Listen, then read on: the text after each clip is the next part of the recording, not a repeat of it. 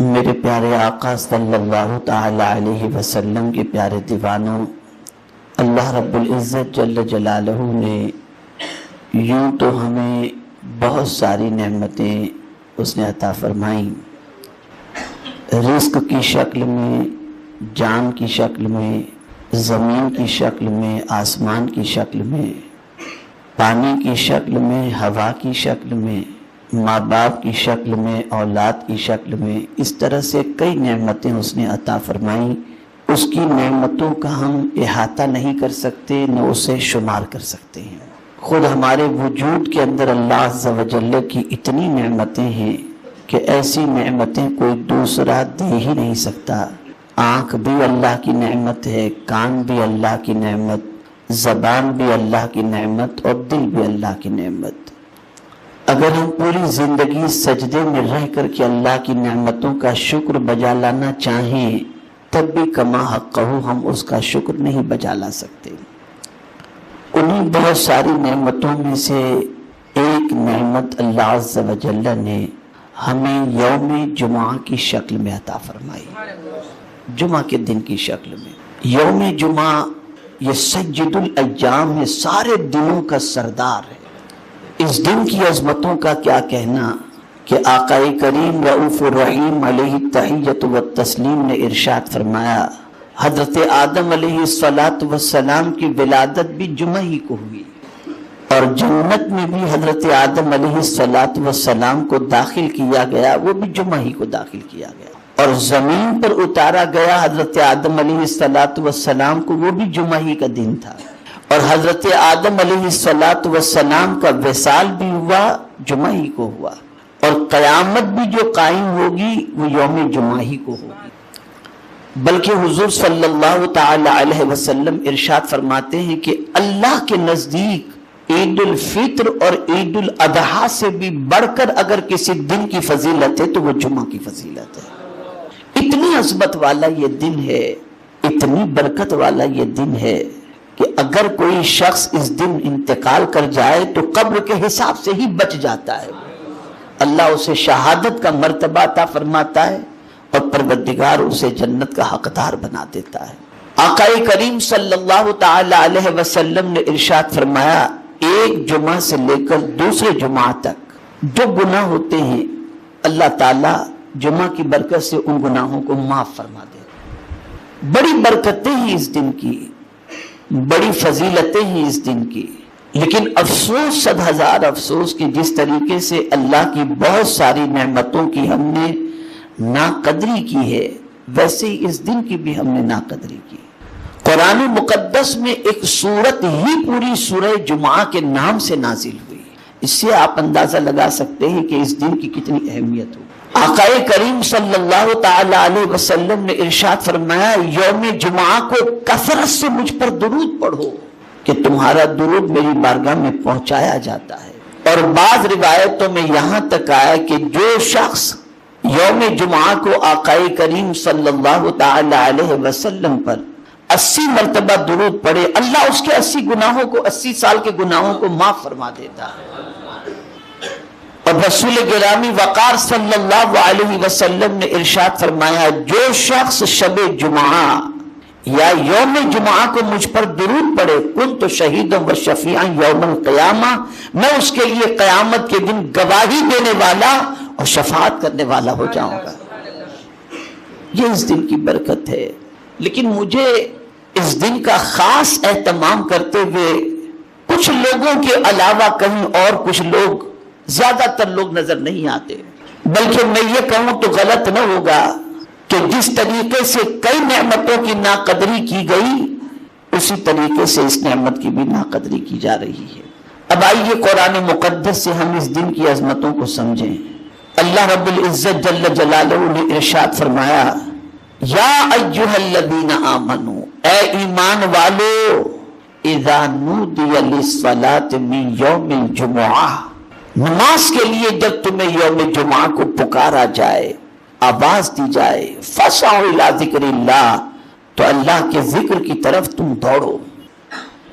یعنی منادی مؤذن جب یوم جمعہ کو تمہیں اذان کے ذریعے آواز دے تو تم یوم جمعہ کو مؤذن کی آواز سن کر اللہ کے ذکر کی طرف دوڑو۔ تو قرآن کہتا ہے کہ جب تمہیں نماز کے لیے پکارا جائے یوم جمعہ کو فاسعوا الی ذکر اللہ کے ذکر کی طرف دوڑو، اس سے مراد اذان ہے۔ اور یہاں میں آپ کو بتا دوں کہ آقا کریم رؤوف الرحیم علیہ التحیۃ والتسلیم نے جب اپنے دور کے اندر جمعۃ المبارکہ کا اہتمام فرمایا تو جس طریقے سے عیدین کے اندر دونوں عیدوں میں پہلے نماز ہوتی ہے اور بعد میں خطبہ ہوتا ہے، ایسے ہی یوم جمعہ کا بھی سسٹم یہی تھا کہ پہلے نماز ہوتی تھی اور بعد میں خطبہ ہوا کرتا تھا۔ لیکن ایک مرتبہ ایسا ہوا کہ میرے آقا صلی اللہ تعالی علیہ وسلم نماز جمعہ کے بعد خطبہ دے رہے تھے، لوگ مسجد نبوی شریف میں موجود تھے، اتنے میں ایک قافلہ آیا۔ تو چونکہ مدینے میں لوگوں کو قحط کا سامنا تھا اور جب ملک شام سے کوئی قافلہ آتا تو اس میں کھانے پینے ضروریات کی بہت ساری چیزیں آتی تھی، اور اس زمانے میں جب قافلہ آتا تھا تو قافلے کے آنے کے بعد لوگوں کو خبر کرنے کے لیے زور زور سے دف بجایا جاتا جس سے لوگوں کو پتہ چلتا کہ قافلہ آ چکا ہے، تو جسے خریدی کرنی ہوتی تھی وہ خریدی کے لیے دوڑ پڑتا تھا۔ تو مسجد نبوی شریف میں میرے آقا صلی اللہ تعالی علیہ وسلم جمعہ کا خطبہ دے رہے تھے، اور اسی خطبے کے دوران ملک شام سے قافلہ آیا اور پھر قافلے نے دف بجانا شروع کیا۔ تو اتفاق سے مسجد میں جتنے بھی لوگ تھے ان سب نے ضرورت کی چیزوں کی خریدی کے لیے مسجد سے نکلنا شروع کر دیا۔ ٹوٹل 12 صحابہ صرف مسجد میں رہ گئے، جس سے سرکار صلی اللہ علیہ وسلم کے قلب اطہر کو تکلیف پہنچی۔ تو پروردگار کی شان یہ ہے کہ مصطفیٰ جان رحمت کو جب بھی کوئی تکلیف پہنچتی میرا مولا تسلی دے دیا کرتا۔ کتنا عظیم مرتبہ ہے میرے آقا صلی اللہ علیہ وسلم کا کہ دنیا کا عام انسان اگر بے چین ہو تو انسان تسلی دیتا ہے، لیکن مصطفیٰ بے چین ہو تو خدا تسلی دیتا ہے۔ ایک قانون ہی عطا کر دیا گیا، اور وہ قانون یہ کہ اب جب کبھی بھی مؤذن اذان کہے یوم جمعہ کو وذروا البیع، کاروبار چھوڑ دو کاروبار، یہ لغو لعب، یہ تجارت، یہ مال و زر، ان ساری چیزوں کو چھوڑ کر اللہ کے ذکر کی طرف دوڑو۔ اس کا مطلب یہ نہیں کہ بھاگ کے مسجد کے اندر گھسو، جلدی کرو، اس کا مطلب جلدی کرو۔ پھر اس کے بعد میرے آقا صلی اللہ تعالی علیہ وسلم نے جمعہ کی نماز بعد میں کی اور خطبہ حضور صلی اللہ علیہ وسلم نے پہلے دینا شروع کیا۔ میرے پیارے آقا صلی اللہ تعالی علیہ وسلم کے پیارے دیوانوں، حضور صلی اللہ علیہ وسلم کے دور پاک میں ایک ہی اذان ہوتی تھی جمعہ کی۔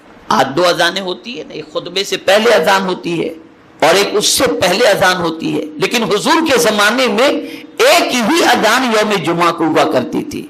صدیق اکبر کے زمانے میں بھی جمعہ کی ایک ہی اذان تھی، فاروق اعظم کے زمانے میں بھی ایک ہی جمعہ کی اذان تھی، لیکن حضرت عثمان غنی رضی اللہ تعالیٰ عنہ کے دور پاک میں 2 اذانوں کا سلسلہ شروع ہوا، اس وجہ سے کہ حضرت عثمان غنی رضی اللہ تعالیٰ عنہ مسجد میں تھے، اذان ہو چکی تھی، پھر بھی لوگ نہیں آئے تھے، تو حضرت عثمان غنی رضی اللہ تعالیٰ عنہ نے فرمایا ایک اذان پہلے کہی جائے اور اس کے بعد خطبے سے پہلے ایک اذان کہی جائے، تاکہ لوگ اگر مصروف بھی ہوں تو سب کچھ چھوڑ چھاڑ کر یہ سمجھ جائیں کہ یہ خطبے کی اذان ہے، فوراً مسجد کی طرف آ جایا کریں۔ میرے پیارے آقا صلی اللہ تعالی علیہ وسلم کے پیارے دیوانوں، جس طریقے سے سیدنا فاروق اعظم رضی اللہ تعالیٰ عنہ نے 20 رکعت تراویح کا جماعت کے ساتھ اہتمام کیا، حضور کے زمانے میں جماعت کے ساتھ 20 رکعت تراویح نہیں پڑھی جاتی تھی، یہ صدیق فاروق اعظم رضی اللہ تعالیٰ عنہ نے اس سلسلے کو شروع کیا۔ اسی طریقے سے 2 اذانوں کا سلسلہ بھی حضرت عثمان ذوالنورین نے شروع کیا، لیکن دیوبندی ہو یا وہابی کوئی اسے بدعت نہیں کہتا، کوئی اسے منع نہیں کرتا، بلکہ ہر ایک اس چیز کو اپناتا ہے۔ میں پوچھنا چاہتا ہوں، جب صدیق فاروق اعظم اور حضرت عثمان ذو النورین رضی اللہ تعالی عنہما اگر کوئی اسلام کے بھلے کے لیے، مسلمان کے بھلے کے لیے کوئی نئی چیز شروع کر دیں جو حضور کے زمانے میں نہیں تھی، تو وہ بدعت نہیں ہو سکتی، وہ بدعت سیئہ نہیں ہو سکتی، وہ بدعت دلالہ نہیں ہو سکتی، وہ گمراہی کا طریقہ نہیں ہو سکتا۔ تو اگر کوئی مصطفیٰ پیارے کی میلاد بنائے تو یہ شرک و بدعت کیسے ہو سکتا ہے؟ اب میں ان لوگوں سے پوچھوں گا جو جان بوجھ کر مصلی لے کر کے باہر مسجد کے انتظار کرتے ہیں یا گھر پر انتظار کرتے ہیں کہ خطبہ شروع ہو یا اقامت شروع ہو تو ہم روڈ پر مصلی بچھا کر کے نماز پڑھ لیں۔ قرآن تو یہ کہتا ہے کہ تمہارے کانوں تک آواز پہنچے مؤذن کی، یا جب تمہیں نماز کے لیے یوم جمعہ کو بلایا جائے تو جلدی کرو، دوڑو۔ اور یہاں دوڑنے کا جذبہ اور جلدی کرنے کا جذبہ تو بہت دور کی بات ہے۔ انسان اتنا سست ہو چکا ہے، سمجھتا ہے 2 رکعت پڑھو جلدی سے چلے جاؤ۔ یہ ناقدری ہے، یہ اس دن کی برکتوں سے محرومی ہے۔ سرکار صلی اللہ تعالی علیہ وسلم کے 560 سال ولادت سے پیشتر اس دن کا نام جدا تھا، لیکن اس دن یعنی اس دن کو سرکار کی ولادت سے پہلے بھی لوگ جمع ہوتے تھے اور اپنے آباء و اجداد کی تعریفیں کیا کرتے تھے۔ جمعہ یعنی اجتماع کا دن، بہت جمع ہو جانے کا دن، لوگوں کی بھیڑ، لوگوں کے اکٹھا ہونے کا دن۔ لیکن جب حضور صلی اللہ تعالی علیہ وسلم تشریف لائے، بلکہ آقائے کریم صلی اللہ تعالی علیہ وسلم کی ولادت سے پہلے ہی آہستہ آہستہ اس کا نام جمعہ پڑنے لگا۔ اور یہ بھی یاد رکھیں، قربان جائیے میرے آقا صلی اللہ علیہ وسلم کے صدقے میں رب کی طرف سے ملنے والی اس نعمت پر کہ آپ جانتے ہیں اللہ نے حضور کی امت کو جمعہ عطا فرمایا، کسی اور نبی کی امت کو جمعہ نہیں دیا۔ ان کو سنیچر ملا، یہودیوں کو اتوار ملا، عیسائیوں کو، اور جمعہ ملا حضور کی امت کو ملا۔ جیسے ان دونوں دنوں سے پہلے یہ دن ہے کہ سنیچر سے پہلے جمعہ، اتوار سے پہلے جمعہ، ایسے ہی جنت میں بھی حضور کی امت پہلے چلی جائے۔ یہ حضور کا صدقہ ہے، یہ حضور صلی اللہ علیہ وسلم کا صدقہ۔ اب وہ لوگ جو سوچتے ہیں کہ اس کسٹمر کو نپٹ لیں پھر جمعہ کے لیے جائیں، یہ کاروبار کر لیں پھر جمعہ کے لیے جائیں، تو قرآن کہتا ہے نہیں، وذر البیع، چھوڑ دو خرید و فروخت، تجارت چھوڑ دو، ذالکم خیر لکم، یہ تمہارے لیے بہتر ہے۔ یعنی تجارت کرنا بہتر نہیں، اس وقت اس کو چھوڑنا بہتر ہے۔ ان کنتم تعلمون، اگر تم جانتے ہو، اس لیے کہ تم خیرات کی پکار پر لبیک کہہ رہے ہو، اور قرآن کہتا ہے خدا کی پکار پر لبیک ہو۔ جلدی سے مسجد پہنچ جاؤ، توبہ و استغفار کرو، تلاوت کرو، فرشتوں کے دفتر کے اندر تمہارا نام پہلے آنے والوں میں درج ہو جائے۔ پتہ نہیں یہ دن آنے والے ہفتے کو نصیب بھی ہو یا نہ ہو، اس لیے اس دن کی خوب قدر کرو۔ اور پھر جب یہ دن تم جمعہ کی نماز ادا کر لو تو پھر کیا کرو؟ تو قرآن کہتا ہے فَإِذَا قُضِيَتِ الصَّلَاةُ فَانتَشِرُوا فِي الْأَرْضِ، جب تم نماز ادا کر لو تو اللہ کی زمین پر پھیل جاؤ۔ وَابْتَغُوا مِن فَضْلِ اللَّهِ، اللہ کا فضل تلاش کرو۔ یعنی اب تم تجارت چھوڑ کر کے آئے تھے نا، اب جمعہ تم نے ادا کر لیا، اب قرآن کہتا ہے اب جمعہ پڑھ کے باہر نکلو، زمین پر پھیل جاؤ اور اللہ کا فضل تلاش کرو، یعنی اللہ کا رزق تلاش کرو۔ فضل کیا ہے؟ روزی۔ اسی لیے جب ہم مسجد میں داخل ہوتے ہیں تو کیا دعا پڑھتے ہیں؟ اللہم افتح لی ابواب رحمتک، اور مسجد سے باہر نکلتے ہیں تو کیا پڑھتے ہیں؟ اللہم انی اسألک من فضلک۔ تو اب یہ فضل کیا ہے؟ اللہ کی طرف سے ملنے والی روزی ہے۔ قرآن کہتا ہے، رسول اعظم قرآن کہتا ہے کہ جب تم جمعہ کی نماز ادا کر لو، زمین پر پھیل جاؤ اور اللہ کا فضل تلاش کرو، یعنی روزی تلاش کرو۔ ایک صحابی کی عادت تھی کہ وہ بہت پہلے مسجد میں آ جاتے تھے، آنے کے بعد جمعہ کی نماز ادا کر لیتے، اور جب جمعہ کی نماز ادا کر کے مسجد سے باہر نکلتے نا تو مسجد سے باہر نکل کے رک جاتے اور عرض کرتے اپنے رب کی بارگاہ میں، مولا تیرے ایک فرمان پر میں نے عمل کیا اور وہ یہ ہے کہ میں نے نماز ادا کر لی۔ اب میرے مولا تیرا فرمان تھا کہ مسجد جب تم نماز ادا کر لو تو اللہ کی زمین پر پھیل جاؤ، میں اللہ تیری زمین پر بھی آ چکا ہوں۔ اب تیرا فرمان ہے وَابْتَغُوا مِنْ فَضْلِ اللَّهِ، تیرا فضل میں تلاش کروں، اب میں روزی کے لیے نکل چکا ہوں، میرے مولا میرے رزق میں برکتیں عطا فرما دے۔ اللہ اکبر، وہ نکلتے تھے تو میرا مولا رزق کی فراوانی انہیں عطا فرما دے۔ لیکن نکلنا بھی کس طریقے سے؟ وَاذْكُرُوا اللَّهَ كَثِيرًا، اللہ کا ذکر کرتے ہوئے نکلو، اللہ کا ذکر کرتے ہوئے نکلو۔ تو میرے پیارے آقا صلی اللہ تعالی علیہ وسلم کے پیارے دیوانوں، اس دن کا احترام کریں، یہاں تک کہ آقا کریم رؤوف الرحیم علیہ التحیۃ والتسلیم نے فرمایا کہ یوم جمعہ کو ایک ساعت ایسی آتی ہے کہ اس وقت جو بھی دعا کرو اللہ اس دعا کو قبول فرماتا ہے۔